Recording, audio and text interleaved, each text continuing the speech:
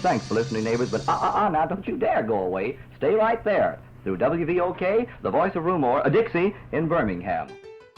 When Joe Rumore was a child, he made a toy microphone and entertained his family with his radio programs. He went on to entertain radio listeners across Alabama and adjoining states. A creative broadcast personality has the capability of assuming a stature that you really can't get with any other medium. Joe especially had that knack. For the times, in the late 40s, the 50s, the 60s, the 70s, it was fantastic. It was such an innovation and he was known all over the country. People met him out in public. They knew who he was and accepted him just like part of the family.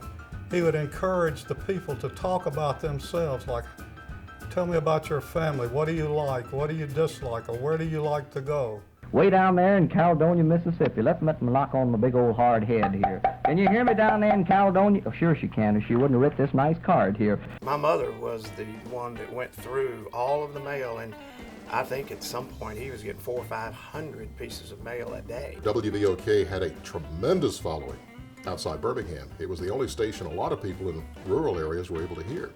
Over pretty much a good section of Alabama, Tennessee, Mississippi, and Georgia. Governor Wallace, George Wallace, and I've shared this with George Jr., he called on the air one day, and he said, Joe, I'm thinking about running for governor again, but every time I do, there's two people I want to check with, that if you're planning on running for governor, I won't want to embarrass myself. That's you and Coach Paul Bryant. He said, if either one of y'all run, I don't want to embarrass myself. Hi there, boys and girls, moms and dads. And welcome all the kids heading to and from Tuscaloosa, Alabama, all week long at the great big annual music festival. Those kids making music at University of Alabama right now, keeping their energy up with Golden Goodness Golden Eagle syrup, the pride of Alabama. If Joe Rumore told you to go buy dirt, you'd go buy dirt. That's how much people trusted him. They knew that he would not represent any product that he didn't believe in himself.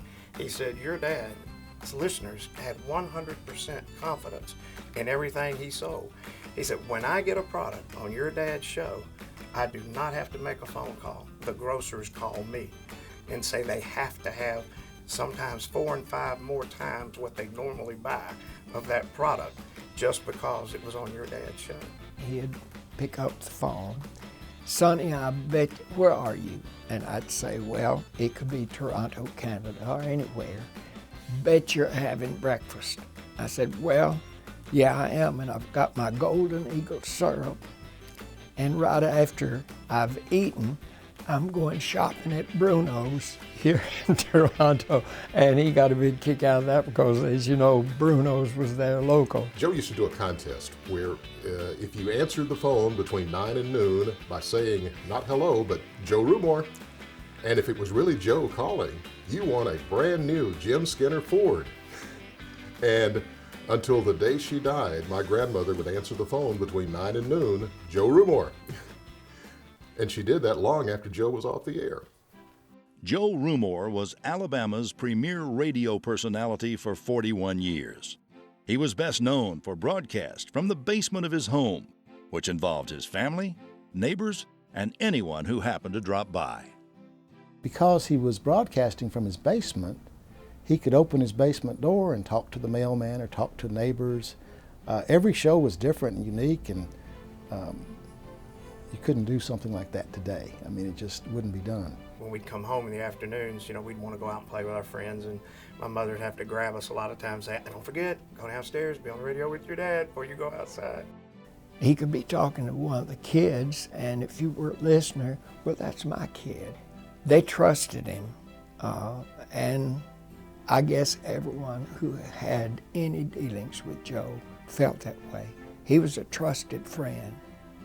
I think radio definitely needs somebody like Joe Rumore. They need more personalities that are real, who are communicators, who can anticipate the needs of their listeners and fulfill those needs every single day for 3 hours a day. So I consider Joe an excellent person to know, and I consider him the highest mentor I ever had.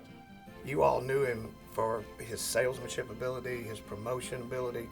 I said, but what a lot of y'all didn't get to know is that he was even a better dad and husband at home.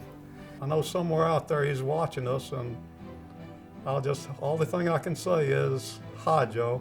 Folks, we got to go. Don't forget church and Sunday school on Sunday, and be the good Lord willing, old loudmouth Joe Rumore will have more good records for you on High Neighbor Time for Mother's Best on Monday, same time, same station. So long, neighbors, and have a good weekend here. Goodbye.